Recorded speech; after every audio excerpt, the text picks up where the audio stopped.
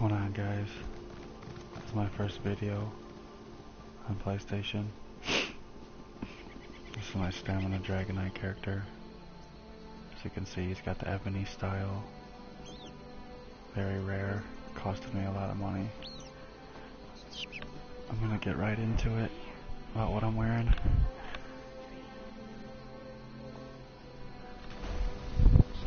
Just created my YouTube channel a few minutes ago, so I'm giving this a go.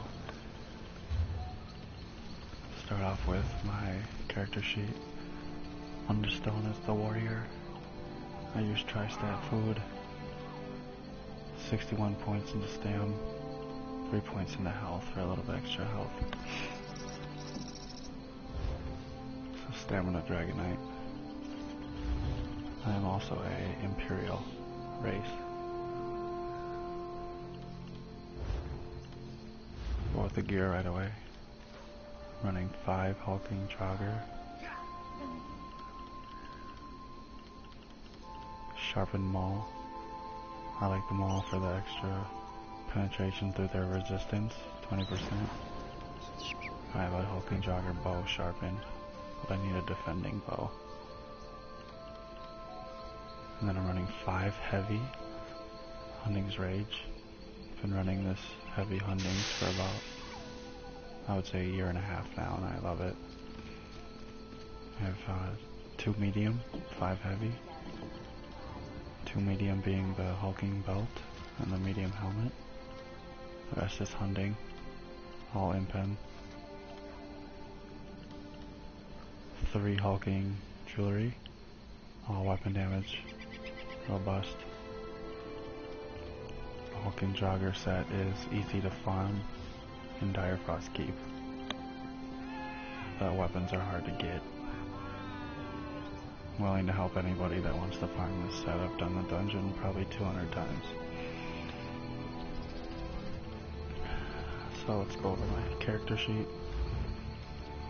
I have 42,000 stamina, 14,000 magicka, 19,000 health. It's going to go up to about 26,000 in the Cyrodiil. 2,500 crit resist. That's about minimum. You can go over that, you can go under that, but 2,500 is comfortable. Let's go over my stats buffed with Rally and Igneous. Switch to my front bar. 3655 weapon damage, 41% crit.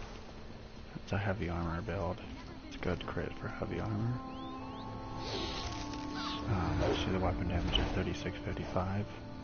When I do a light attack, that's going to bring it up to about 4,200.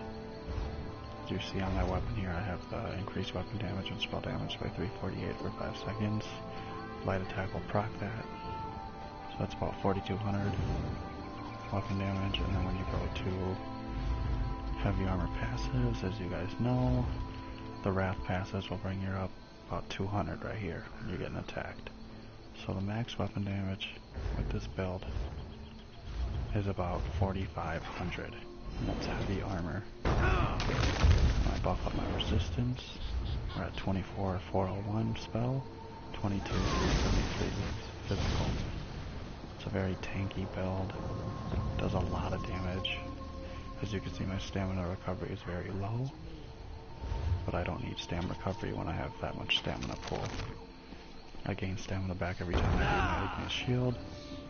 Anytime I'm doing this ability, I'm getting 5% stamina back. So when you go to your abilities here, Earth and Heart, Helping Hands, anytime you cast an Earth and Heart ability, you restore 5% of your max stamina. So when you're wearing Hulking Jogger set, which gives you all max stamina, anytime you hit your Igneous Shield, you're getting 5% of your max stamina. So the more max stamina you have, the more you're getting back. So 5% of 42,000, roughly about 2,500 every time you hit that ability. That's why it's important to run tri-stat food, so you have more magicka, so you can hit this as many times as you need to get back into the fight with your stamina pool. Let's go over skills. Pretty basic skills. I run Camel Hunter for the extra crit. Try to get as much crit as I can for a heavy armor build. Your Rally, Burst Heal, Dizzying Swing, your CC, and your main DPS. Crit Rush is for your Gap Closer. Reverse Slice for your Execute. I choose this over Executioner because Reverse Slice is splash damage.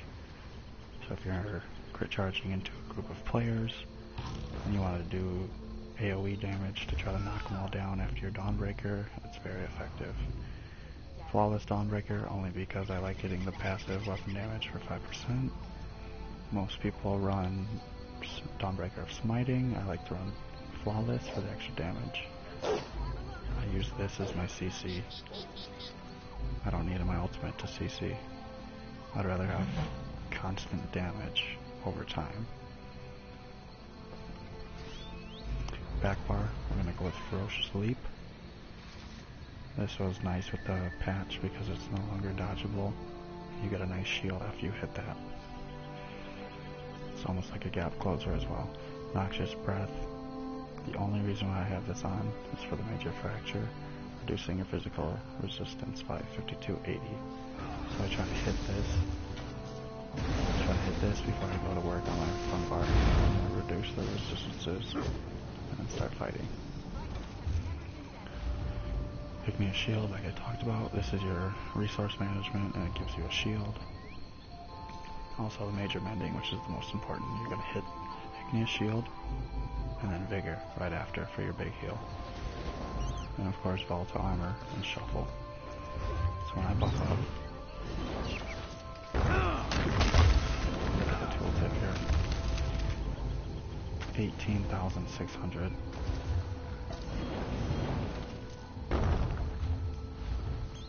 And that's my buff for Vigor. So there's the skills. Going to champion points next. For the tower, I have 66 in the Warlord, 90 in the Mooncalf, 44 in the Tumbling,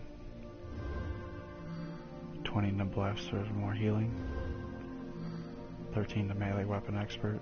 I do a lot of light and heavy attack weaving. It's key to sustain. Gotta keep your heavy attacks in there to sustain your stamina. 100 in the Mighty, that's standard. Piercing, 32. Precise Strikes, 35.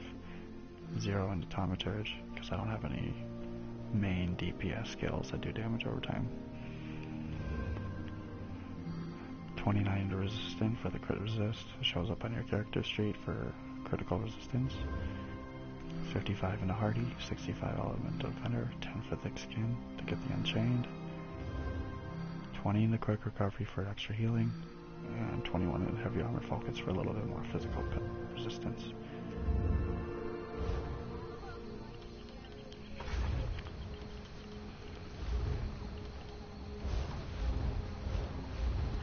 Like I said, I use Tri-Set Food, Max Health, Max Magicka, Max Stam. It's the best to run this for this build. Hulking Jogger, 5-piece Heavy Hundings, 1 Kina, Heavy Armor Kina Impen. All my gear is Impen.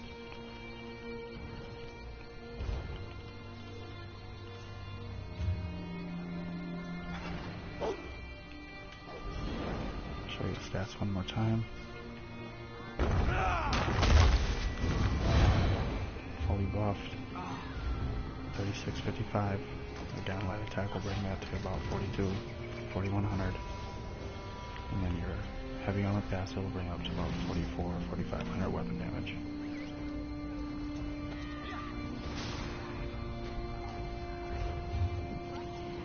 Thanks for watching.